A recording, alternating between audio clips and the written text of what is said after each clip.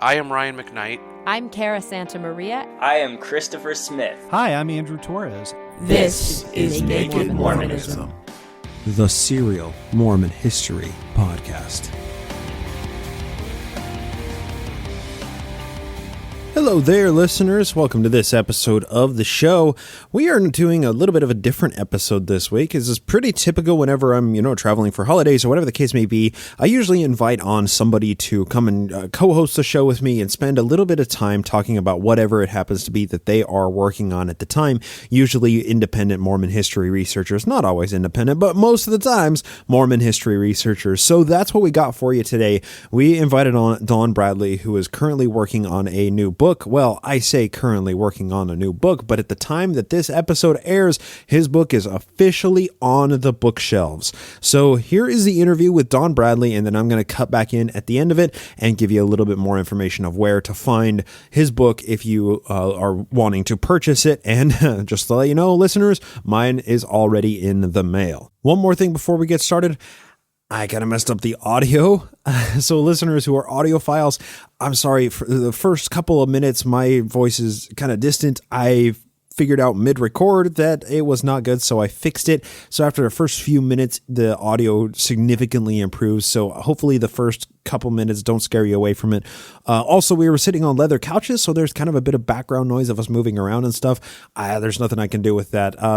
Brian and I have tried to massage that out of the audio as much as possible, but it's really not easy to do. So just the recording itself isn't 100% perfect, and I'm so sorry for that, but hopefully that doesn't chase you away because the content is so good. So without further ado, let's get to our interview with Don Bradley.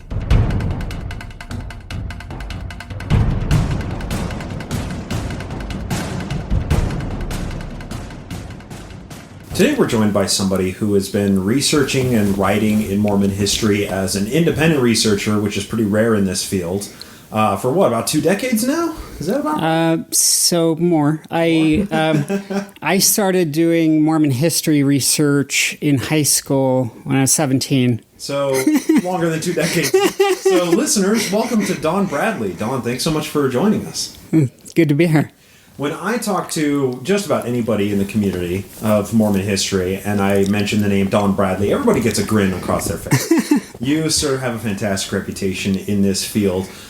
You've researched and written as an independent researcher on the Kinderhook plates, on the First Vision, on Masonry and Mormonism, on just half a dozen topics that are huge in this field. And now you're working on, what we're going to talk about today, which I'm super stoked to get to.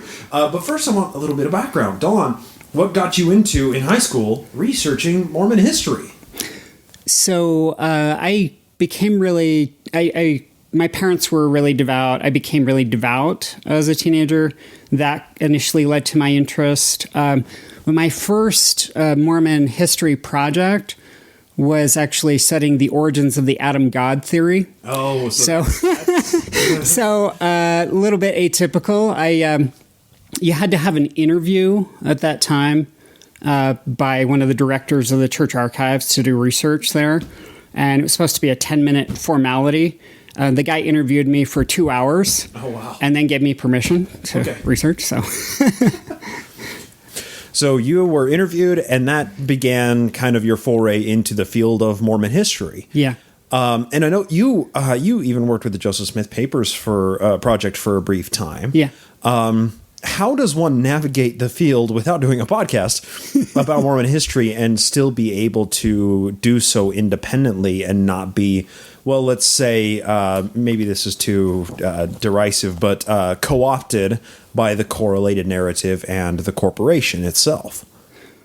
I mean, it probably does help that I am an independent scholar, and in my personal spiritual journey, I kind of ended up just going where I felt my evidence led, and not feeling beholden to like an institution or a culture or my family or whatever. Just had a lot of freedom to explore that. I should mention, actually, you were asking the nature of my interest or how I got interested. Even though I started with the Adam God theory as my first project, really my attention ultimately is turned to Joseph Smith. I do all things Joseph Smith, so it's no surprise that I'm talking to you here. Right, of course. Yeah. Just the origins. I'm fascinated with the origins of things, and the origins of Mormonism in particular. So let's touch on that very briefly before we get to the subject of our interview, and that's your upcoming book on the 116 pages. And I have a lot of questions about that. But tapping into the origins of Mormonism, you and I have shared many conversations about the origins of Mormonism and what truly formed the mentality that created the religion. And you happen to have a hermetic tattoo on your forearm. Yes. So our conversation, when we went to dinner a couple days ago, and we both kind of agreed on this problem that you and I kind of share with the Mormon Church, and that's how much the institution itself has kind of divorced itself from the early and ancient traditions that truly formed Mormonism. And by doing so, that does a massive disservice to the religion and the richness that really exists there. And these hermetic influences and these other esoteric rites that truly formed Mormonism, the institution as itself has tried to distance itself from those, which that's troubling. That's frustrating because it's such a rich and fascinating culture and tradition. It's, extraordinarily rich. What do you make of that? Do you think that it would behoove the church to move more towards being open about what they view and what many scholars view as like the occult traditions of Mormonism? But really, it's much deeper than the occult. It's much deeper than the Enlightenment. Yeah. It's tapping into the ancient rites. Yeah. Do you think that would do the institution good to move more towards embracing those traditions that truly formed the theology? I definitely advocate embracing the distinctive side of Mormonism, what's this esoteric tradition. But I think from the beginning it has been esoteric. That was Joseph Smith's approach. And so there was always an idea of kind of like higher and lower levels of truth. And so when Joseph Smith was speaking, when Joseph Smith was dictating a text, it had these multiple layers of meaning. The church has pretty much seen its job as promoting certain more, if you will, more basic levels of meaning. Certainly. I don't think that stops anyone from tapping into those deeper levels. However, when Latter-day Saints have tried to sell the church, so to speak, as just like a Protestant, sort of a Protestant denomination with divine authority. Right. I think that definitely is doing a disservice. I think it weakens the faith. It weakens it certainly dilutes what it has to offer to people. And I would also add to that, it challenges or it makes taboo any inquiry into these other ancient rites. Yeah. Which is I think is a massive problem, because I see the Mormon populace as very hungry for deeper meaning and for deeper traditions and ritualism, and for understanding what is the foundation for the handshakes that they do in the temples, and where do all of these things actually come from? Where are these roots? Yeah. It's almost like the modern church today wants to form a narrative that there was the ancient church that was established by Jesus. Yeah. And then there was a blind spot of 1,800 years until Joseph Smith was born. Right. And then, boom, the religion is back. Right. There's so much more to that. Right. There's so much more interesting history that is just being erased. Right. So scholars have talked about, like Jan Ships, have talked about the historylessness of Mormonism. Right. And Mormonism sees itself as just sort of skipping over all of these centuries and millennia that separate it from biblical times. And unfortunately, when that period is skipped and Mormonism is not set in the context of Western esoteric tradition, we lose a lot of understanding of the meaning, what's there. And the ritualism. Where does all the ritualism come from? Yeah. Well, and I think something that you were alluding to, Bryce, is the church, it presents a fairly basic message and tries to, in recent times, really sort of iron out, this may be changing a little bit, but like iron out the complexities and the depths. Simplify them almost. Right. And to help people not lose faith, have people not leave. But people are leaving now because they don't have complexity and richness and depth. Right. They don't. It's there, actually. It's just not in what's presented to them.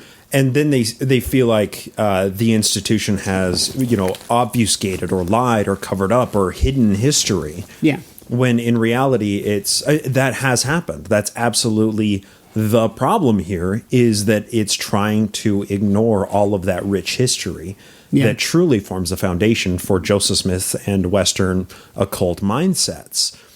And there's so much there. There's so much that could be tapped into. Yeah. And embracing the symbolism that's engraved into the sides of the temples and Right. actually discussing where that comes from. Right. And, not disparaging somebody with a tattoo on their arm of Hermeticism, Hermetic symbolism. Right. So what I've got here is the alchemical symbol for the philosopher's stone. Right. Or squaring the circle, central, as you know, a central symbol of the Hermetic tradition. I got this because of my Mormonism, not despite it, because of it. Right. As I started several years ago, seeing that Mormonism is inherently a Hermetic, esoteric, spiritual tradition, and understanding what that means, thinking about the transformation of the human into the divine, those riches that are inherent in the tradition. And for people who are seeking that, and I mean, granted, people who listen to this podcast may not be given towards spiritualism. I certainly am not. Yeah. I consider myself a very skeptical person, but there is a certain human need to satisfy this spiritual inquiry and to satisfy those ritualisms. Yeah. And to be... I don't know. I guess it just does a disservice to be just cherry picking and simplifying these deeper, richer traditions when the people themselves, it looks like they're very hungry for these things. And when they learn about them, they feel lied to and they leave. Yeah. That's a problem. Yeah. Richard Bushman, as you know, talked a couple years ago in an interview, and this was somewhat controversial, quoted a lot, about how the conventional narrative of Mormon history doesn't work. It's not true. And in my own path, right, in my own research, what I have seen is that, the New Mormon history has a number of findings that have broken that old narrative. But the fragments of that old simple narrative actually fit together into a larger, more complex, far more interesting and compelling narrative that can be pieced together. Like you can't take Humpty Dumpty and put him back together again. But what if Humpty Dumpty all along was just part of something larger, right? Right. Like, if you're just looking at Humpty Dumpty and not noticing or not paying attention to the kingdom and all the king's men and all the king's horses and everything else that surrounds Humpty Dumpty, it's just a broken egg. Yeah. So let's talk about the lost 116 pages, because that is the focus of your research now for the past, year and a half, 2 years now? 2 years, you've intently been focusing and writing about this specifically. I'd like to introduce this by talking a little bit about the plates, the narrative of the plates, and what history tells us about the narrative of the plates. Some of the alternate theories, particularly with Ann Taves, of kind of like a transmutation theory of the gold plates. And I want to use that as a springboard to talk about your research, because the way that I understand the lost 16 pages is it was a manuscript that was written, it was lost, it was burned by Martin Harris's wife, Lucy Harris, and what more do we need to know about it? It's gone. It's gone. But the smile on your face tells me that there's a much deeper story here that requires research and obviously a book that is forthcoming on this. A big book, surprisingly. A big book. Well, that's even better.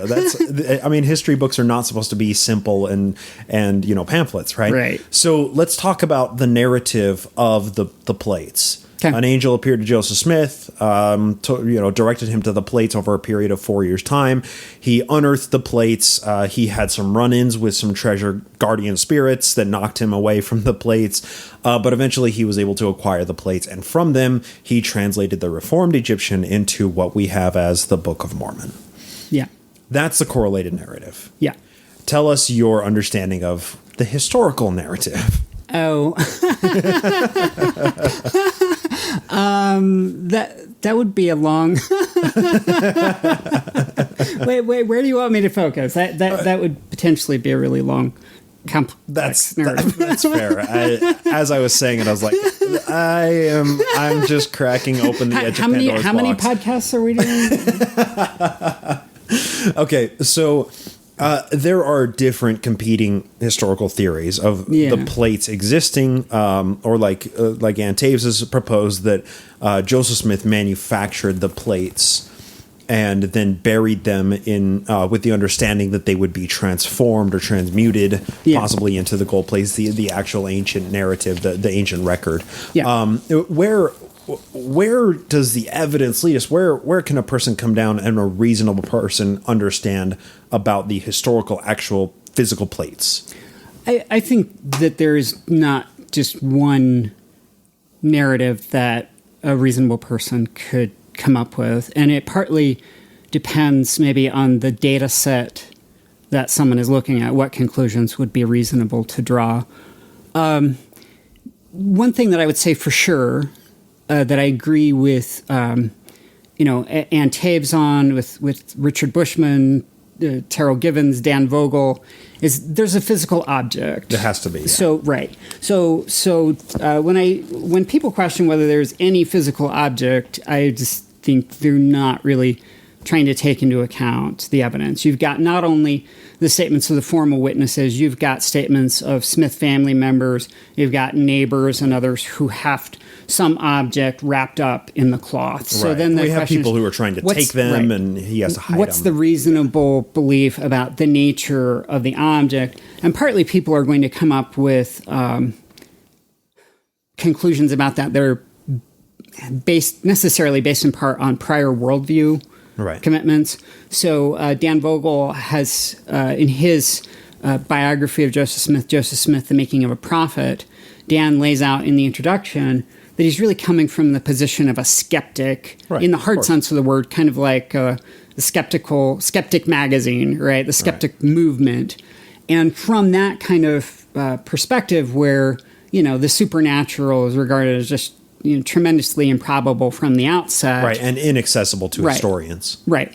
And then there's a physical object that, has the right dimensions for the plates and so on and shape. Joseph Smith, on that idea, would have had to have crafted something to make it the right size and shape. Certainly. Right. Like, mental illness would be a difficult sell there because it's hard to believe that Joseph could have just found an object that happened to fit the description, the basic outlines of the play. It's right. And we also have multiple corroborative descriptions, independent of people independent of each other, describing what they felt under the cloth. Right. What the chinking of the metal and the rings on the edges. So there are multiple descriptions from independent people, all believers, who saw or felt something. We have to figure out the best evidence or the best way to piece that together. Right. And in the long run, I've got, it won't surprise you here, I have projects dealing specifically with I have a lot of irons in the fire, right? But there's sort of a natural order to present certain things, and because some projects build on other projects. This is something that I want to tackle more fully in future writings, is different ideas about the plates, and to approach that with some degree of humility, epistemically, about what's going on. I think that when people conclude, Latter-day Saints conclude that Joseph Smith had an ancient object, that would fit with the witness accounts, When Ann Taves suggests that Joseph Smith has made something and then, by analogy, used a process like transubstantiation or transmutation. Yeah. She uses transubstantiation, not right, transmutation. Right. Transmutation, of course, is an alchemical word. Yeah. Right. But when she suggested Joseph Smith has some process in mind by which a mundane object becomes a sacred object, I think that's also a workable model, right? I'm not going to, in this conversation, try to adjudicate between those models. Of course. But there certainly are multiple models that arguably fit the data, and then these models need to be put in competition with each other, and may the best model win. That's exactly the point. May the best model win. And let's talk about what the plates supposedly produced, because the Book of Mormon, as we have it now, historians agree that the actual plates were not the source for any of the Book of Mormon we have now. But people have concluded, obviously, the 116 pages that Joseph Smith was translating with Martin Harris, through the veil, basically. Yeah. That if Joseph was using the gold plates for any part of the translation process, it was for the 116 pages. Oh, so you mean actually, using the physical plates. Right. Yes. So there are, so the book covers this. So the structure of my book on the Lost 116 pages. Yeah, let's get into it. I'm so excited. So basically, it's got two parts. Okay. Part one, I like to refer to as the history of the lost pages. Part two, I like to refer to as the history in the lost pages. So in other words, part one is the events surrounding the emergence of the Book of Mormon. It talks somewhat about the plates and so on, the Anthon incident, and then how that leads into the translation of the lost pages. Who were the scribes? What was the process? You alluded to the veil hanging between Joseph and Martin. There are accounts, right, that they're using that kind of setup with Joseph on one side with the plates, speaking to Martin through the veil on the other side, right, who's recording it. There are also accounts for the translation of the lost pages of Joseph using his hat and the stone. He does that with Emma when she's actually his very first scribe. They actually initiate the translation or dictation of the text as a couple, right? Yeah. One on one side of the veil, the other on the other side. Well, no, sorry. There wasn't a veil between them, not the veil right? there. Yeah. With the hat in this case. With the hat, yeah. But then with Joseph and Martin, it's the veil. But so I try to integrate the different accounts, and I conclude that there were multiple methods used during that time. The stone versus interpreters, right? Hat versus veil. And then later in that part, I look at the theft. What do the sources say about who took the manuscript? What might have happened to it? Right. Part two is longer. It's more the meat of the book. But it's there's a lot of esoteric stuff in part one, though. When I discuss the translation setup, it's just loaded with esoteric symbolism, the interpreters, the plates. So part two is the missing narrative of the lost pages. Yeah, give us a teaser. What do you mean by the esoteric symbolism in part one? Well, so for instance, we're given descriptions of symbolism that was on the plates. So Joseph Smith Sr., in an interview with a non-Mormon Palmyra neighbor in 1830, tells him that the emblems of masonry were on the top plate. Now, if you look at what the central emblems of masonry were, this would minimally be compass and square. Yeah, of course. And then... but it could be anything, right? Right. Lucy, I'd say at the very least, it would be that. It could be additional ones as well. And then Lucy Mack-Smith tells us some about the interpreters, which Joseph Smith Sr. reports are sitting on the top of the plates. And she says that the interpreters are triangular he calls them three-cornered diamonds, and explore what that means in this context, what that has to do with the symbolism of compass and square. Right. And in the Book of Mormon, it talks about the interpreters being sealed up with the plates, and actually talk about what that means. There's, in esotericism, there are notions of seals, like the seal of Solomon, right? And actually, I think that is what's being evoked there. Interesting. And so, you've got esoteric symbolism from the start with the plates and the interpreters. The seal, as we understand it in Mormon tradition, is sealing families together to live happily ever after through eternity. That sealing wasn't a term that was birthed in Mormon temple traditions. Right. Sealing has a very deep and esoteric roots in that you are basically invoking a spell that exists through time and eternity to bind something to a location, to bind objects together, to bind people together. It's the binding and then the breaking of these seals is what was necessary, like in treasure digging. Yeah. The treasure is sealed onto the ground. It is sealed with the treasure guardian. You need to break those seals in order for the spirit to relinquish the treasure that it holds, that it guards. Yeah. So sealing is a much deeper word than the way that it's used in modern Mormonism. Yeah.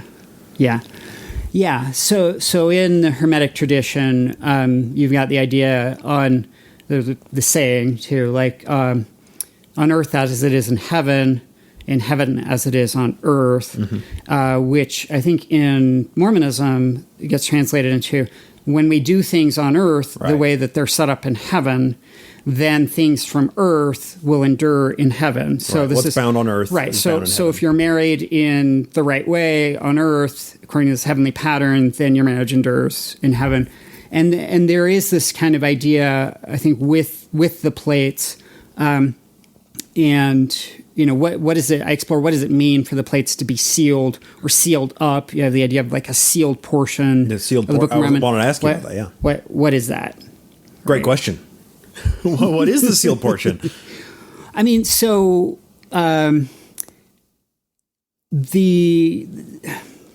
Book of Mormon talks about in the Book of Ether a sort of esoteric figure. He's certainly esoterically named, called the brother of Jared, right? So notice that his actual name is withheld. So you have the theme of like secret or sacred knowledge, including here a secret name, which I don't know might sound familiar to people closely familiar with Mormonism. I don't know. But he was given a new name later in Joseph Smith's ministry. Yeah.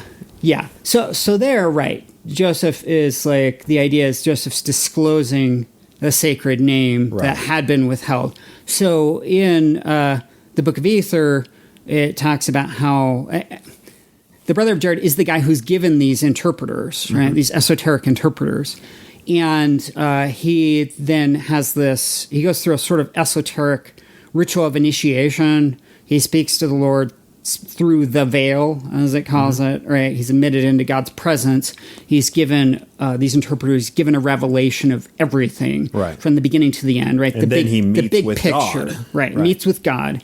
And this higher knowledge is such that it can't just be generally shared with people. So the idea is it's written and it's sealed up, right?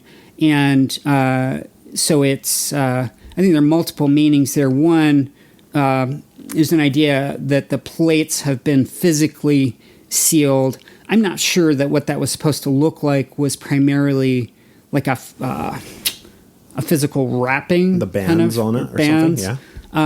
That may have been there, but it seems to me that the idea, this is where it talks about the interpreters being sealed up with the plates. So this works better visually than orally. Right. But like, if you think of, in esoteric tradition, the Seal of Solomon, right? So you have two equilateral triangles, right, overlaid onto each other. Right, like one with the top. Inverted, right? So it's inverted, Star of David. Exactly. Right? And that constitutes a seal. So Lucy Mack Smith talks about the interpreters being triangular. They're two glass triangles, essentially, or crystal, whatever, wrapped triangles. in the silver and figure eight, they're the silver overlaid onto each other to form a seal. I think is part of the idea. So the interpreters are on the plates. So interpreters are sealed with the plates, and there's esoteric power in this process. And you view of creating a seal. You then view the interpreters. plates by the dictates of this seal through those interpreters, and that is how you're able to discern what is actually written on the plates. Right. Okay, so that was a bit of foundational work to get into then part two, the content of the 116 pages, who stole them, what was the end fate of the 116 pages. Yeah. And I have voiced on this podcast when we discussed the 116 pages and the history of what happened there, I believe that, Martin Harris gave Joseph Smith multiple tests to see his seeing abilities, his abilities to scry, how he was able to detect it. One was the first test, of course, was he dropped a pin. Joseph Smith looked through, he was using a pin to pick through his teeth or whatever. He dropped the pin, couldn't find it. Joseph Smith used his seer stone to find the pin, and found it. Right. The second was Joseph Smith giving Martin Harris a description of a farm that was 100 miles away or something. Right. Yeah. I feel like a reasonable interpretation of the evidence is the 116 pages may have been a third test. Where they completed the dictation, Martin Harris took it back to Lucy, they discussed it, whatever the case may be, and then maybe Lucy and Martin devised the test together, but I think that Martin may at some point had the 116 pages tucked in his frock, and then as Joseph Smith, that was the test. If Joseph Smith could begin the translation perfectly again, then he'd say, okay, I was just testing you like those other times, here are the 116 pages. But that's not what happened. Martin Harris got cut out of the translation process once the 116 pages were lost. How do you interpret the evidence? Okay, so I don't have. I do address the issue of the theft. It's one of the bigger chapters in the book. I've got 40 some odd sources, like historical sources, that mention the theft. Most of them don't say much. Some of them do. I've done the work of arranging them chronologically from the earliest sources to the latest sources, which actually span like 100 years. Of course, You've got sources from the early 1830s. You've got sources as late as the 1930s where people remember their conversations with Martin Harris in the late 1870s, right? And an interesting pattern emerges as you lay out these sources. And that pattern is that the further you get from the theft, accounts, right, the more likely the account is to say that Lucy Harris took the manuscript and burned it. That's interesting. There are no accounts saying that Lucy Harris burned the manuscript until the 1850s. That's remarkable. And when those are presented in the 1850s, they give it as one of a series of possibilities. The person reporting it doesn't know. They're just speculating. They say she took it. They think she took it, right? But then they say she either hid it, gave it to someone else, or burned it. Right. And then in later accounts, it seems that picturesque image, right, of the disgruntled wife at the furnace, right? It was Lucy Harris, right, in the kitchen with the furnace, with the fire, right? Like there you go. We solved the puzzle, right? That's a clue. And And that image really sticks. It's like a meme that's very effective at spreading itself. Right. And she was the quintessential anti-Mormon. She almost stifled the publishing of the Book of Mormon, right? She becomes almost a figure of everything that opposed the beginnings, the foundations of the church. And in many ways, she's been a very effective, almost fictionalized character to be vilified in the early church through that story. Yeah. But you're saying here that those stories are late. Yeah. Now she may have been involved in the theft. Of course. She certainly would have had much greater potential access to the manuscript than most people living in the household, and she was opposed to the project, right? We don't know. Okay. There are a lot of sources here, some that haven't been used before. Lucy Harris, when she's on her deathbed, so here's one of the sources I have from Martin Harris Jr., Martin's son. Okay. He says that his father and Martin Harris Sr. initially believed Lucy had taken the manuscript and given it to someone else. Interesting. He later concludes that she was not involved in the theft, and the reason is Lucy Harris, she dies quite young, 1836. She's 40 years old. Wow. Okay. On her deathbed, she absolutely denies knowing anything about the theft or knowing what happened to the manuscript. Martin Harris, even though he and his wife are estranged at that time, have been for several years, apparently can't believe that his pious Quaker wife would lie on her deathbed. And he concludes she didn't have anything to do with the theft. Then he becomes quite puzzled at what would have happened to the manuscript, and his conclusion is kind of cute. He thinks that the manuscript was taken by the angel Nephi.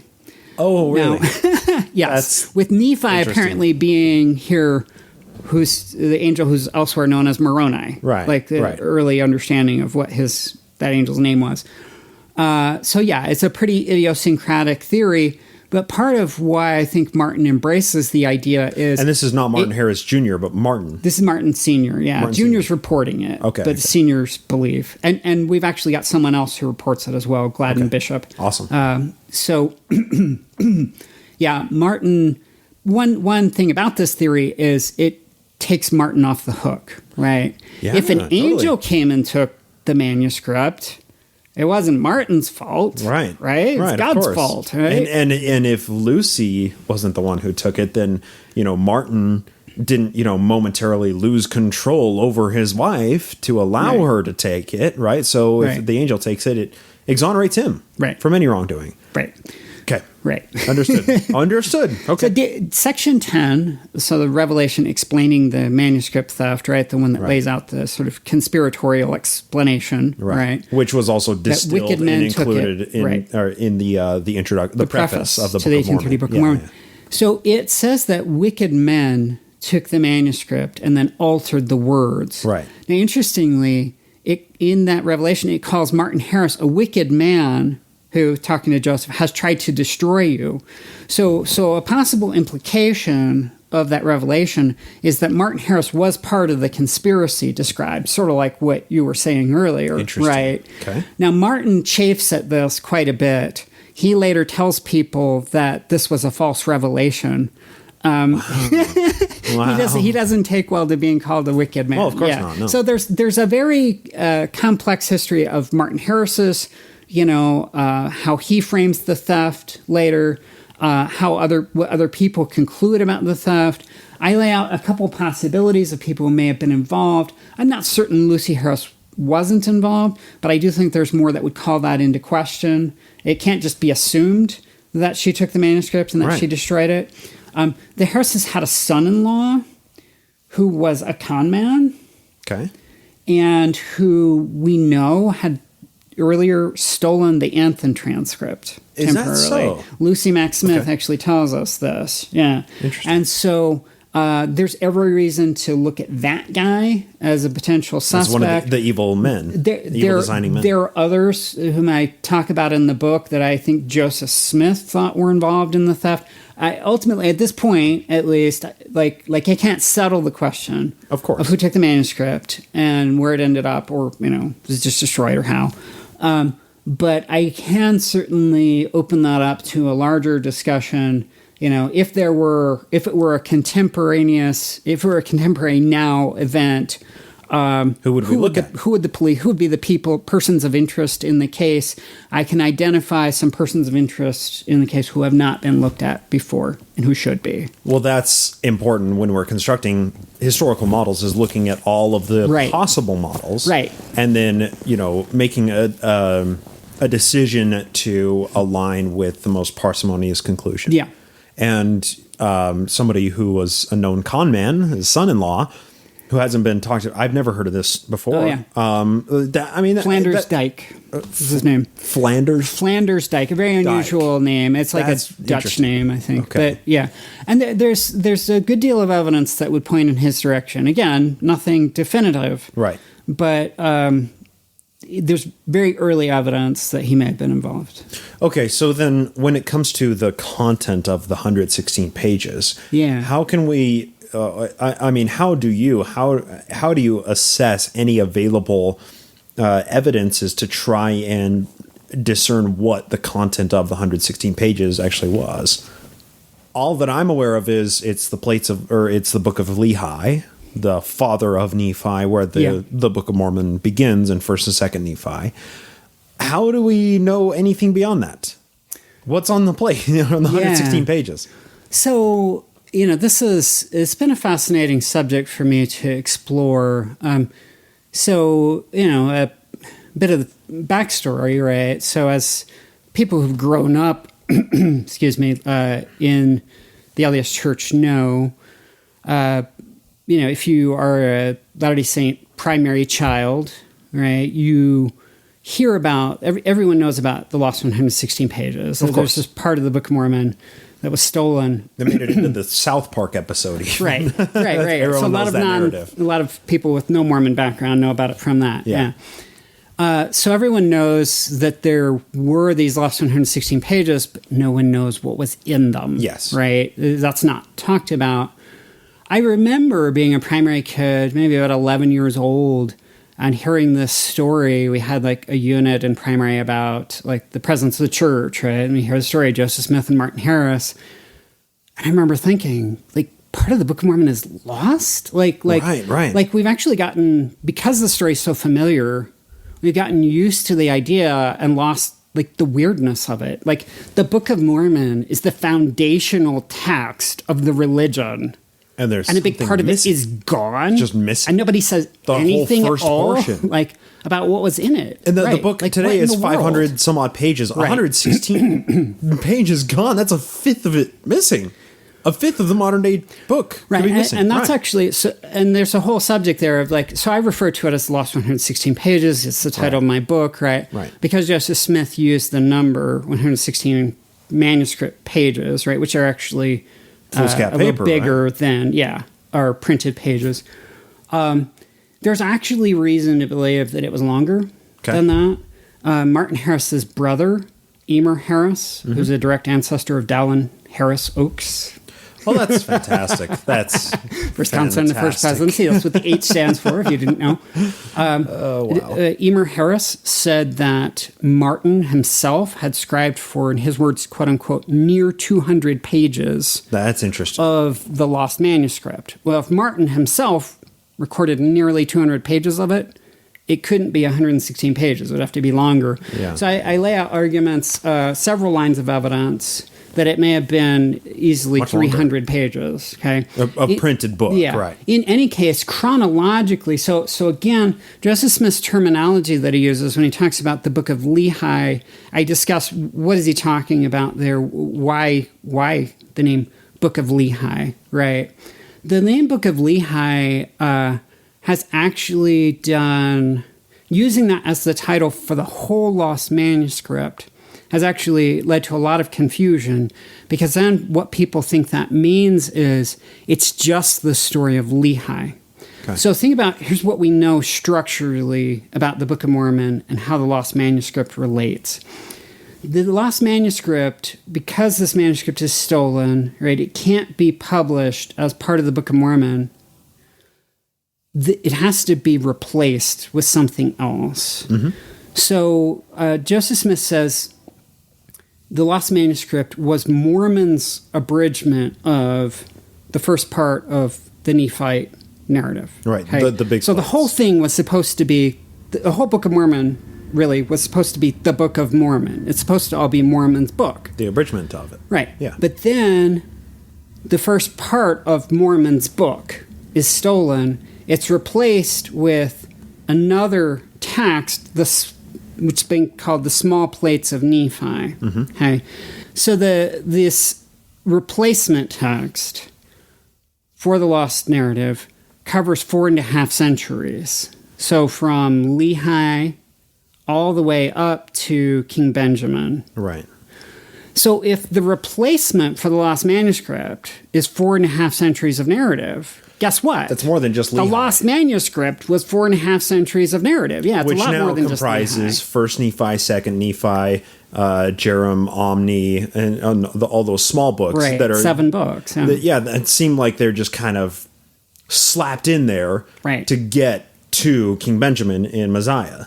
Right. To bridge the gap from Second Nephi to Messiah. They, in a much more condensed way, narratively, they Right. bridge that gap.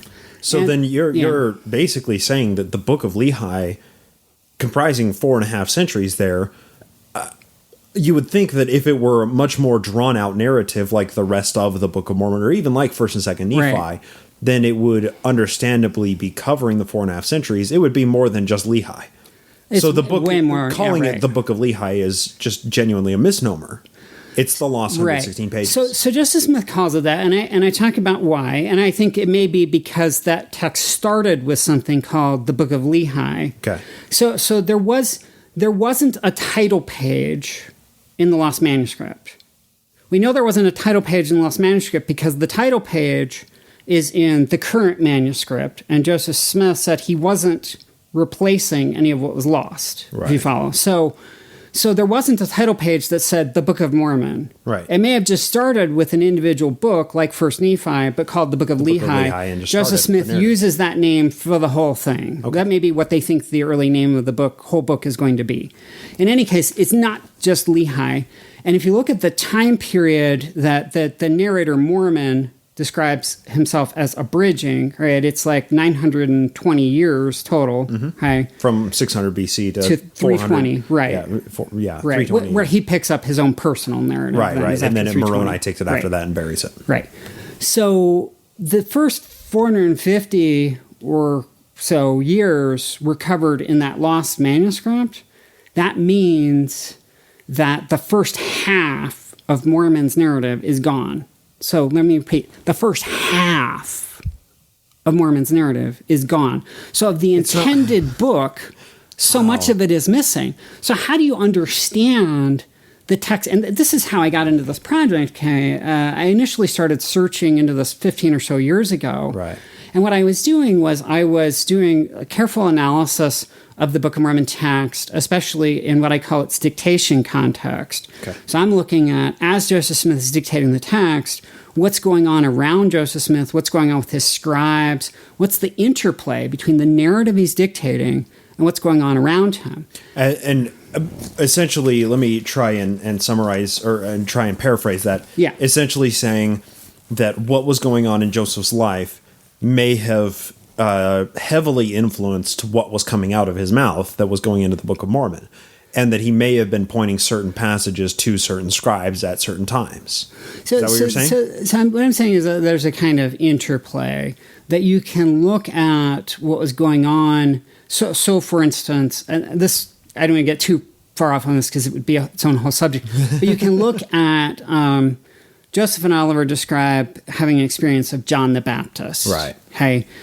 So what I started seeing 15 plus years ago is that there were things in 3rd Nephi that seemed to be building up to this experience of John the Baptist. That before that happens, there's a preparation for the experience. And then after the experience happens, it's like there's a kind of response to it. So in laying this out, I'm not trying to tell people what they need to think about the origins of the Book of Mormon narrative. Mm-hmm. I'm pointing out there's an interplay, whatever the source of that is. Okay, so I was looking at this interplay between the text and its context that it's emerging into, and seeing that there was a systematic relationship between the two, and that in all of that, the text built on itself, that later parts of the text would allude back to earlier parts of the text. And I thought, to understand what's going on later in the text, I have to understand what it's alluding to earlier. And what it's alluding to is what was going on around Joseph Smith that made its way into the text. Is that what you're saying? Well, what I'm saying is that the text is alluding back to earlier parts of itself. Right. And that those parts also, bringing the dictation context might explaining how that's related might be complicated, actually. So looking at the dictation context pointed me actually to literary features of the text. Let me put it that way, right? Where I saw that like the narrator alludes back to things he's written or said previously. Right. I realized I can't recognize sometimes what he's alluding back to because I don't have the first half of that narrative. If I don't have the first 4.5 centuries of narrative, I can't recognize what the narrator is alluding back to that he said before. That is interesting. So I thought I have to figure out what was in that lost part as much as I can. Right. So I started collecting together everything that had been written on the subject, which at the time you could fit in a thimble, right? There's very little, right? There's a little bit. And then just collecting what other evidence is there. So we have part of the Book of Mormon text, right? There are clues in that text about what was in the lost text, right? So small plates is replacing the lost text. It's going to have some overlap, right? The later text, because it is sometimes identifiably alluding back to the lost text, we can identify where it's doing that, and that gives us more clues. Some of Joseph's early revelations explicitly and implicitly refer to what was in this lost text. Section 10 of the Doctrine and Covenants says explicitly, well, you remember this manuscript talked about, it was abridged from the plates of Nephi. Oh, it tells us something right there, right? Then there are external sources that I've also gathered. So, for instance, this quote, actually, Emer Harris, Martin's brother, not only says something about the length of the lost manuscript, he says a little bit about the contents. Interesting. He says a little bit about the Mulekites that's from the lost text, not our available text, right? Joseph Smith Sr. was interviewed in 1830 by Fayette Latham. He tells him the story of the coming forth of the Book of Mormon. Then he tells him the story in the Book of Mormon. Funny thing is, he tells as part of that story narratives that aren't in our present Book of Mormon text, but would fit hand in glove perfectly and would illuminate manuscript. Some of the narratives that answer questions that are raised by the law, the available text of the Book of Mormon, but not answered in it. So, for instance, there's a narrative of the interpreters in the Book of Mormon. The brother of Jared, we mentioned, gets the interpreters from God. Later, the Nephites have the interpreters. Right. How do the interpreters get from the Jaredites to the Nephites? Right. Doesn't mention that for some strange reason. Well, actually, the reason why is that by the time the Nephites in our available narrative have the interpreters, the interpreters would have had to have been acquired during the lost manuscript period. So we've lost that narrative. Right, in because this the interview, Jaredites so far predate Lehi and the family coming over. Yeah. There had to be some... there had to be transmittal of possession from where they found the interpreters buried by the Jaredites, or whether they were there was still a living prophet from the Jaredites that was still had possession of them.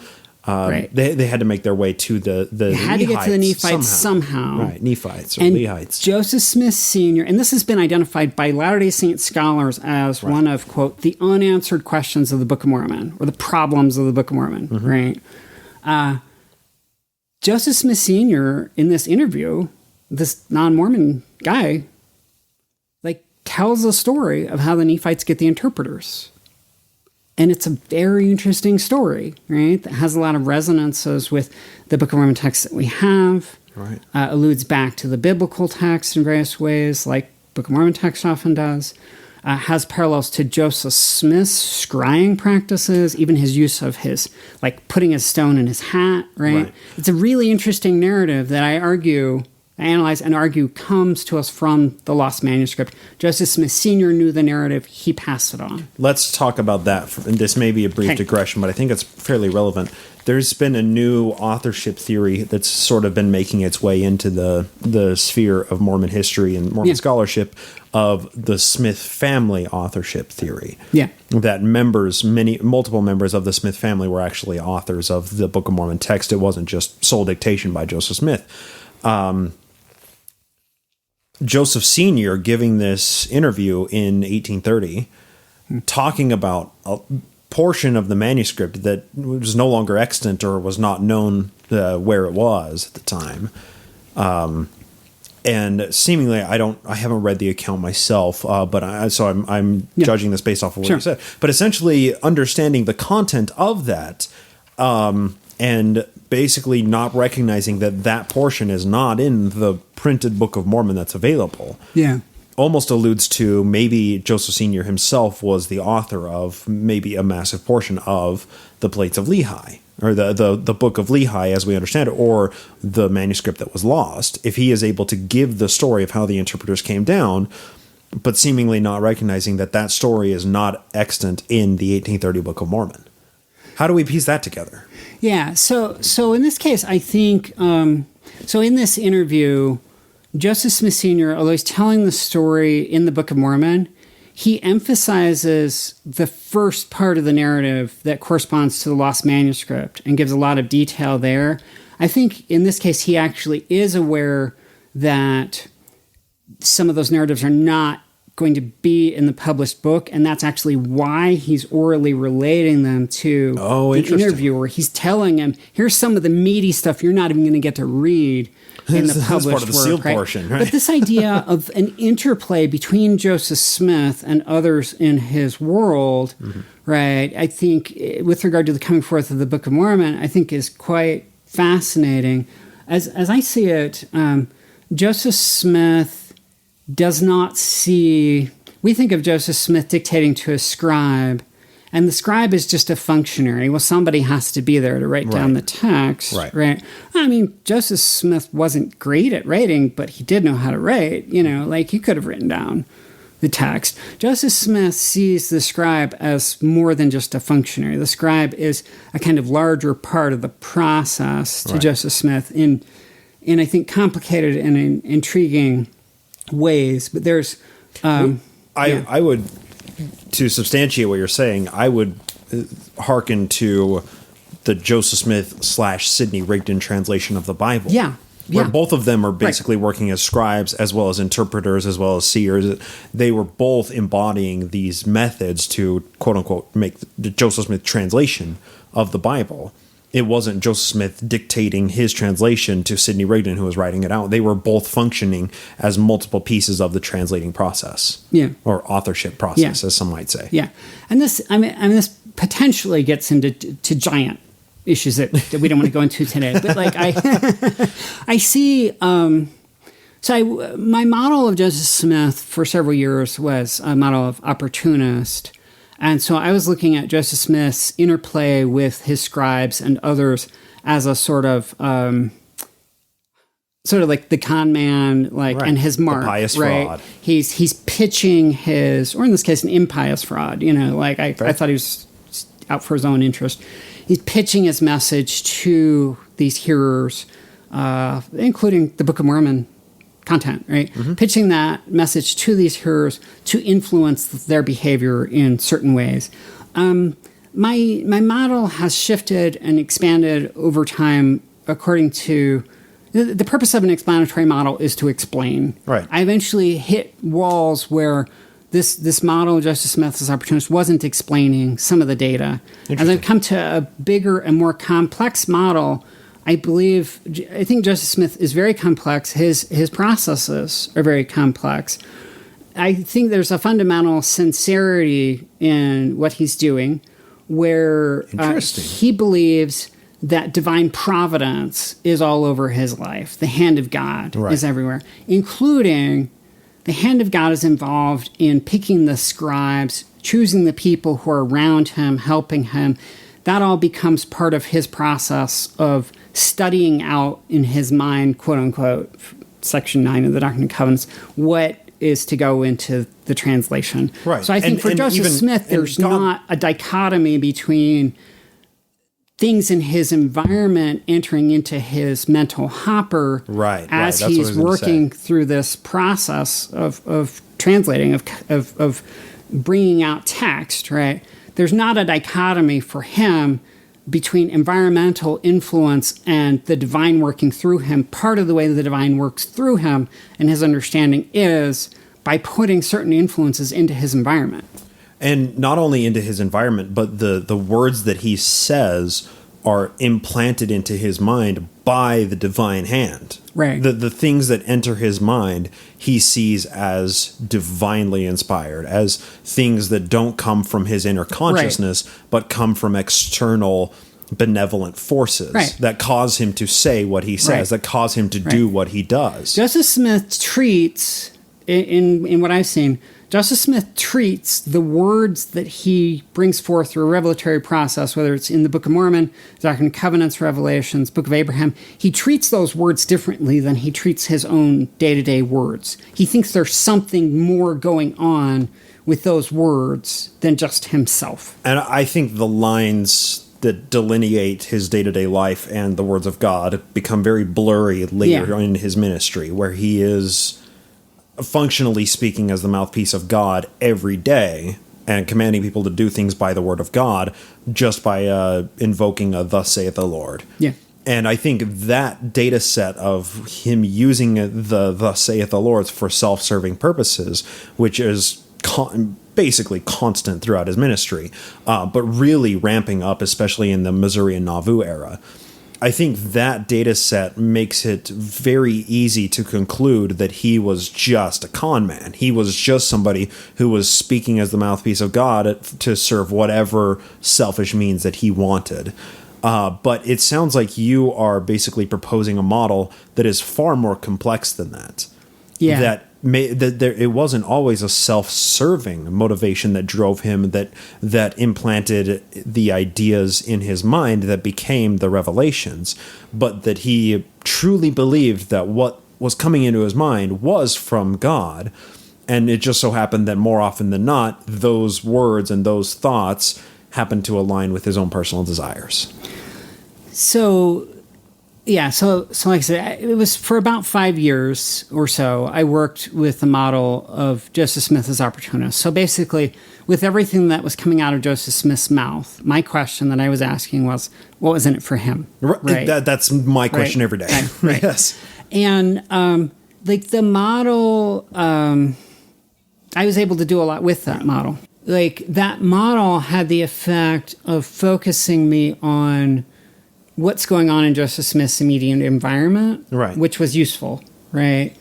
I eventually started I started increasingly encountering data that didn't explain well through this. So I would, for instance, look at Joseph Smith's response to a failure and see that Joseph Smith appeared to be looking at what was going on in his life looking for signs, looking for clues from the universe, from God, right? From something bigger than himself about what he was supposed to do next. Now, a con man, an opportunist, by definition, right, isn't about what is the universe trying to tell me or say through me. Mm-hmm. Con man's about what do I want? What do I want? Right? How do I get it? Right. And so there's something that I started seeing much, much bigger, right, than just Joseph Smith seeking his own interests. So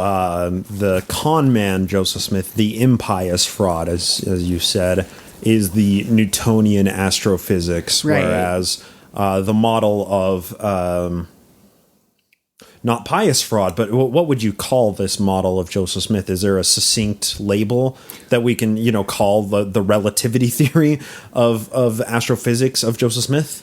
I probably need to come up with a good succinct name. A proper elevator pitch. But that's actually exactly how I see it. Is that so? In changing my model of Joseph Smith, your analogy, right, to Newtonian physics.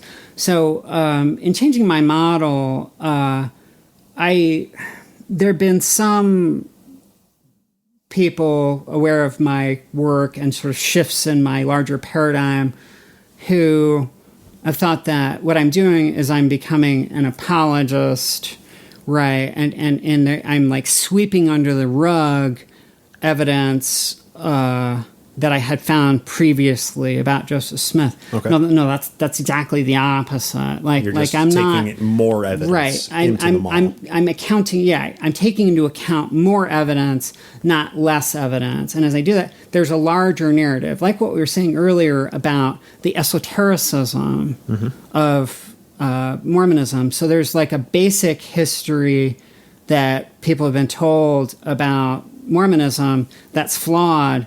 There's a bigger history that includes all the broken fragments of this simple history that doesn't work, right? Right. But incorporates them into a larger narrative.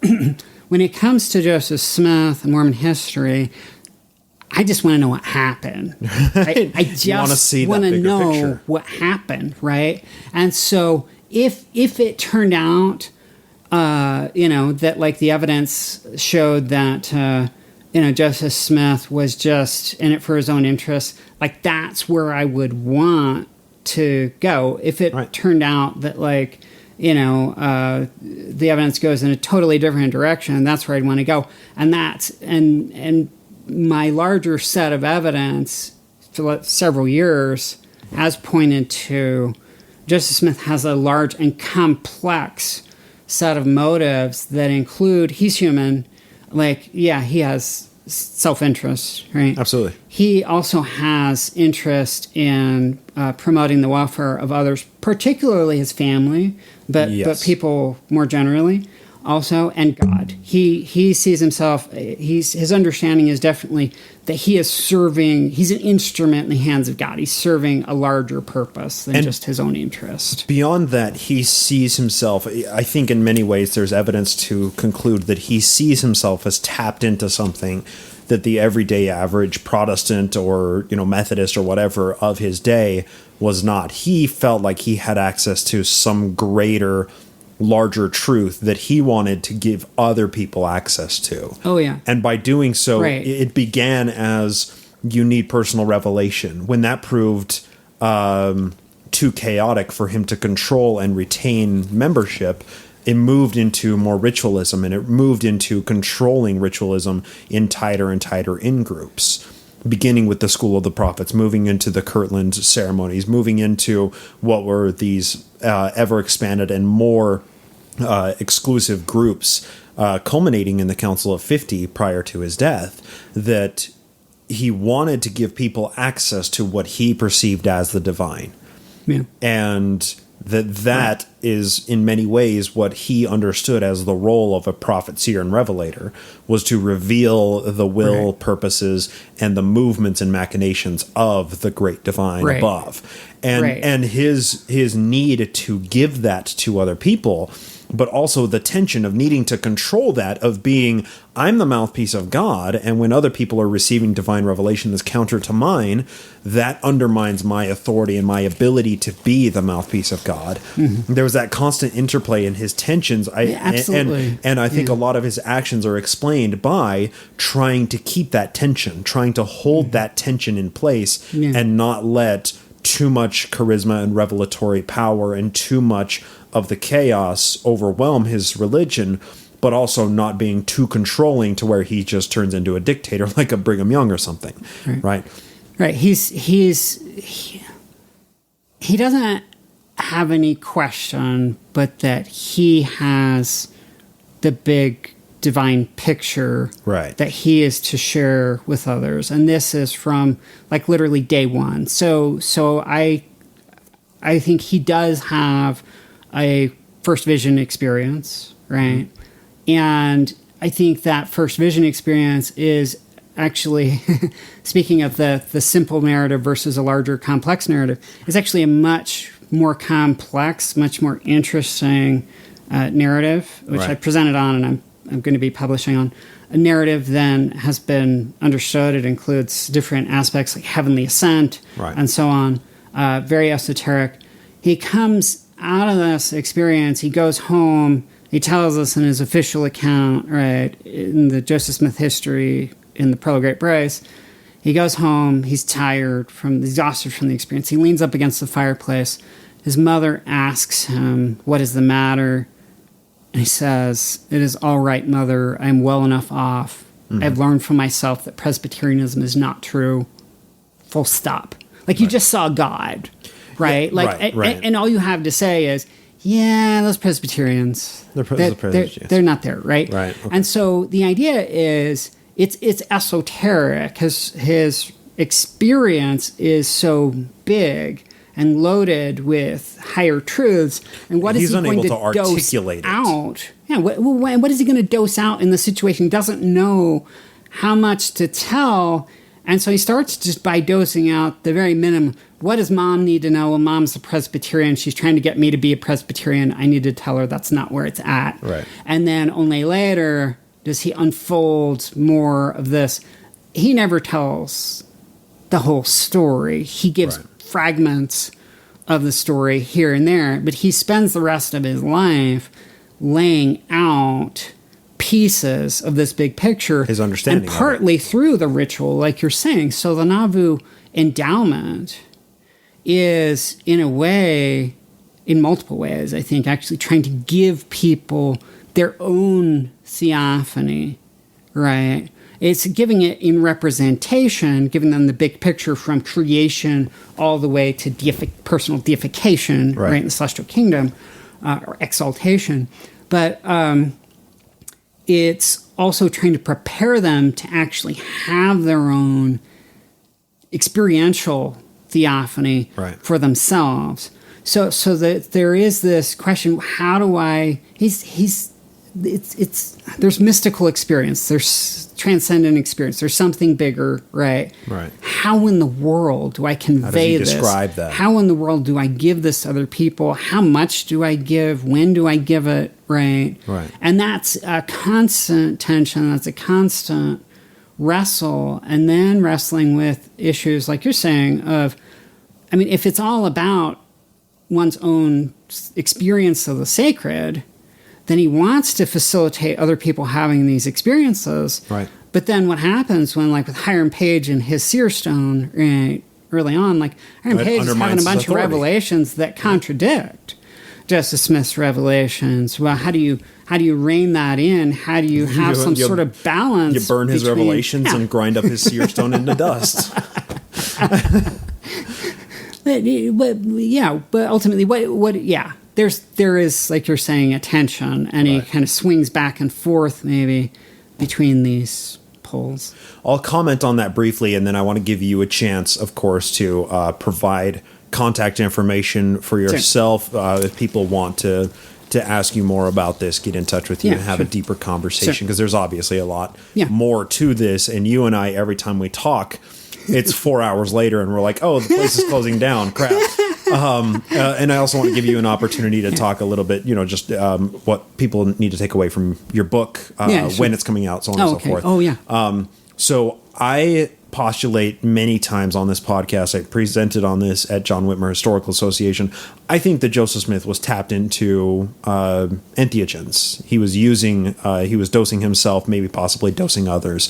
And the experiences, the theophany, the spiritual experiences that people acquire on psychedelics and entheogens are indescribable in many ways. And I think that exactly comports with what you say, that he has had this incredible experience, whatever this first vision experience is, and he tries to articulate it in ways to different people to decide, what am I going to tell them about this experience? How am I going, what little snippets of the experience do I tell people to help them understand the larger picture that I feel like I'm tapped into?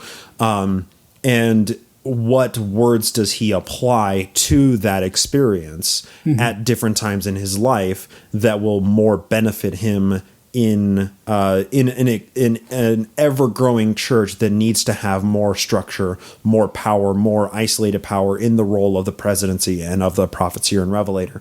I don't think these ideas are in conflict, that he did have a theophany. He did have a truly ecstatic spiritual experience, I believe, facilitated by entheogens. And he used words later on to describe those experiences that are inherently indescribable and ineffable. And where people have many issues with Joseph Smith's story is the discrepancies in the stories and the versions of that theophany that he told. But that doesn't undermine the the possibility, the high probability that at one point in the Sacred Grove, he did have a theophanatic, spiritual, ecstatic experience. Yeah. So with that said, I think there's explanatory power there. That's obviously something that we're not going to discuss today. But I want to, like I said, I want to give you the opportunity to give us a high level. What should people take away from your book, and when can people expect to find it on the bookshelves? Yeah, so we haven't actually, I'll say a little bit more. We haven't actually talked that much about the content of the book. The content, we have of the book, but not of the lost pages, that part of the book. I mean, so the book, mostly what I can, so it's kind of like I gather together the different puzzle pieces. What's the evidence in the available Book of Mormon text? What's the evidence in these different sources? Martin Harris's brother, Joseph Smith Sr., other people connect with Martin Harris. Right. And kind of like with pieces of a picture puzzle, you put them together, right? And a picture starts to emerge. Now, we don't have most of the puzzle pieces. Right. Most of them are gone. But we can still start to see what it's a picture of. We can say something about the content of this picture, right? That's how it is here. And it takes a lot of work to piece those together. And so the book is like going to be big. maybe like 500 pages or something. Good. I don't know. Good. I like it. And so it's most of what I can piece together. Most of where my evidence is from the early part of the lost narrative and the late part of the lost narrative. So much more detail of the story of Lehi and Nephi, that the lost manuscript really presented them sort of starting a new Israel, if you will, like a new Zion, Commonwealth the of New Judah. Jerusalem, right? Well, yeah. So they lost the old Jerusalem. They left the old Jerusalem. It was about to be destroyed. They left the Temple of Solomon. They left the Ark of the Covenant, right? They left the Davidic monarchy. They go to they left their old promised land. They go to a new promised land. Mm-hmm. They start a new Jerusalem, right? They build a temple that it says in the text that we have is modeled on the Temple of Solomon. Right. I argue they have a dynasty that's supposed to be parallel to David's dynasty, the dynasty of Nephi, right?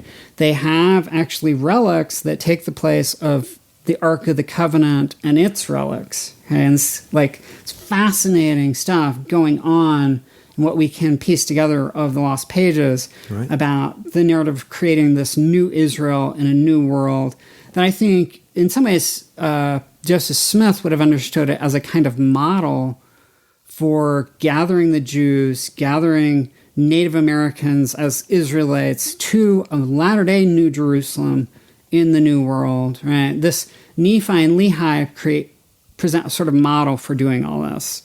Then I can say a little bit about sort of the middle part of the lost pages, but there's a lot there that's missing, and I try to assess how much we're missing. You know, for the latter part of the lost pages, the stories of King Mosiah I and the early reign of King Benjamin can be fleshed out a lot. And King Mosiah I, Benjamin's dad, is like the coolest guy in the entire book. It turns out like we're missing like the coolest, everything about him, most interesting, most esoteric narrative of the book. And there are so many resonances what we can piece together because there are a number of sources that give us pieces of this puzzle. It has a lot of resonances with esoteric tradition. It sort of prefigures what's going to be in Joseph Smith's Nauvoo endowment and Nauvoo theology already in the narrative of King Mosiah I. It's just cool stuff, right? So that's the kind of stuff that's covered and it's pieced together in part 2. I cannot wait to see the sources you're using. The thing is, I'm going to buy your book for the footnotes more than anything, and that means it's going to be that's you buy good history books for the footnotes. I cannot wait for this. I cannot wait. So sorry to interrupt. I'm stoked about your book. That's what I'm saying. Me too. It's been a long time coming. Long time coming. Early next year, maybe. Well, actually, I mean, hopefully still this year. So, no kidding. Believe it or not, this year. We're 2019. We're in the copy editing process, and I'm a little on edge still about like making sure it all gets out by Thanksgiving, which is the goal. Believe it or not, Wow, that's less than 2 months. Yeah, 2 months. That's a month and a half away. But we're in the copy editing process right now. Hopefully, we can get through all that as planned. Get this book out there into people's hands, and I don't. I've got really good stuff here, really good stuff, right? That you're not just tooting your own angel's trumpet. No. This is good stuff. But I don't intend this to be, nor can it be, the final word about the last 116 pages. Instead, actually, I intend this to be more of a first word in a scholarly conversation. Okay. I very much, rather than just, people like just relying on, well, Don Bradley has studied this and he says this and that, right? I hope people will take the puzzle pieces that I've gathered, take the way I've pieced things together, my model, and they'll push it, right? They'll say, hey, okay, well, that model works to explain these things, but what about this? Can we extend the model here? Maybe this is what happened with Mosiah the First here or Nephi or whatever, right? Okay. I'm also hoping more sources will emerge. What shocks the heck out of me that I have not found somebody sitting down in the 1800s with Martin Harris and saying, okay, tell me everything that you remember. Tell me everything that was in the lost pages and writing that down. Maybe there were people. That hasn't emerged yet. Right. But I'd be surprised if there's not more evidence out there than we already have. And I'm hoping that in writing this book, I'm creating a magnet where people have those sources, will send them to me, and maybe someday there will be a second edition or something of this book. Bingo. To include more sources and so on. Yeah. Okay. Greg Coford Books. Hopefully by the end of 2019, this is going to be on the bookshelves. Yeah. I cannot wait to pick it up. Can I get your promise that after I pick it up and I've had a chance to read it, I can properly interview you on the content of the actual book, ask you some skeptical questions? I want to dig into this thing with you because we've had, obviously the book isn't available to us. I haven't been able to ask you the deeper questions. And of course, you've had to keep it all close to your chest. It's esoteric. This whole interview is a teaser for the book, obviously. So listeners, Lost 116 pages written by Don Bradley. Hopefully by the end of 2019, if not early 2020, we're going to see that hitting a fine book retailer near you, possibly, and definitely a benchmark and all of the Mormon history book retailers, and of course online. Don, if people want to forward this, take this conversation further with you, they want to ask questions based on our conversation. If they want to write you a 30-page screed about how you're an apologist, where can people get in touch with you? For any of these purposes or others, people could contact me at, I will say the email address, spell it. Maybe you could put it up with the podcast as well. In the show notes. So it'd be onondagas1@gmail.com. You would recognize this. Listeners familiar with our good friend Zelf, the White Lamanite? Yes, of course. Zelf, yes. His commanding officer. Yes, his commanding officer, his prophet general, Onondagas. Onondagas1@gmail.com. So that's... You couldn't get Onondagas. Onondagas at Gmail was already taken. It's already taken. You can believe that. Wow. Right? Who got that? Who took that? Okay, so how do you spell it? Sorry. So, it's spelled the way that it would be. You could find it spelled like online mostly. I think there is one variant spelling sometimes, but ONANDAGUS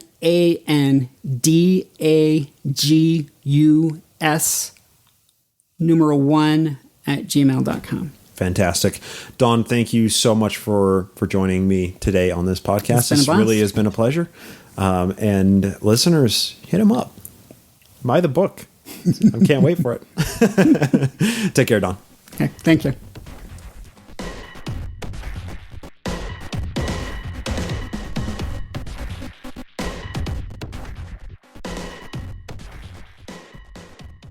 And that's going to do it for our episode today. Listeners, if you want to pick up a copy of Don's book, I cannot wait to read this thing, because you heard in the interview, hey, it's like the 116 pages, it was like a manuscript and it's lost and then that's it, right? No, there's so much more to the story, and even Don said that we didn't really get it much into the content of the book. Instead, we spent a lot of time just kind of dancing around and attacking different angles of the issue, with only barely getting into the issue of the book itself. So what's going to happen is I'm going to read this book once it finally gets here, and I'm going to invite Don to come back onto the show in a future episode, and we're going to sit down and really discuss the meat of his book after I've had a chance to consume it. But of course, I want to thank Don for coming onto the show. Listeners, check the show notes for a link to his book on Amazon. If you buy it through Amazon, that really helps with the rankings of his book, as well as helps it with recommended for other Mormon history related books. So that's the link you're going to find for it in the show notes, or you can look forward to it being in a fine Mormon focused book retailer near you. Coming up in probably a month or so, Benchmark Books and so on and so forth. So with that done, let's go ahead and thank our two newest patrons. We have Williams Parker, who also sent in an email, and we have Josh Wood.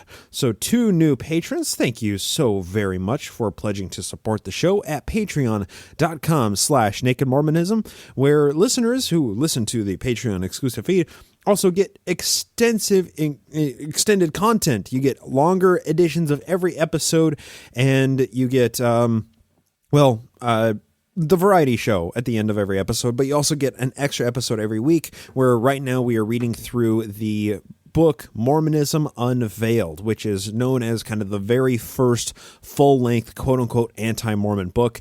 We've had some really fun engagement over on those Patreon-exclusive posts about the content of that audiobook. And of course, it's an audiobook, but with my commentary kind of spliced in as we read through it. So we are finally done with Chapter 8. We're moving on to Chapter 9 next week. And it's a lot of fun. So if you want to join in all the fun on the Patreon-exclusive feed, you get a ton of extra content, and hey, you're helping to support the show and helping to give money to people who come on to the show to help fund Mormon history research, just like Don Bradley this week. So with that, we're going to go ahead and shut it down for this episode. Thank you all so much for tuning in. Thanks for liking and subscribing. Thank you for everything. I really do appreciate it, listeners. And thank you so much for hitting the download button. Y'all are fantastic. Hope to talk to you next time here on the Naked Mormonism Podcast.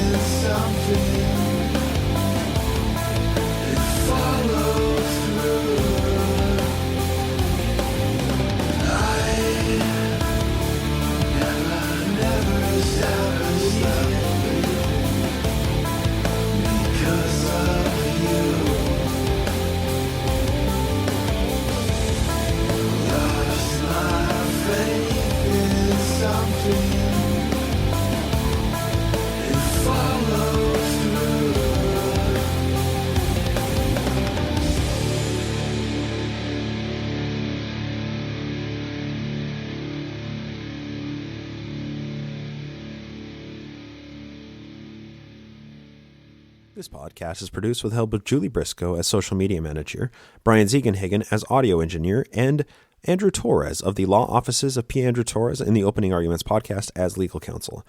Music is written and performed by Jason Camo of aloststateofmind.com and used with permission. Naked Mormonism is a production of Ground Gnomes LLC, copyright 2019, all rights reserved.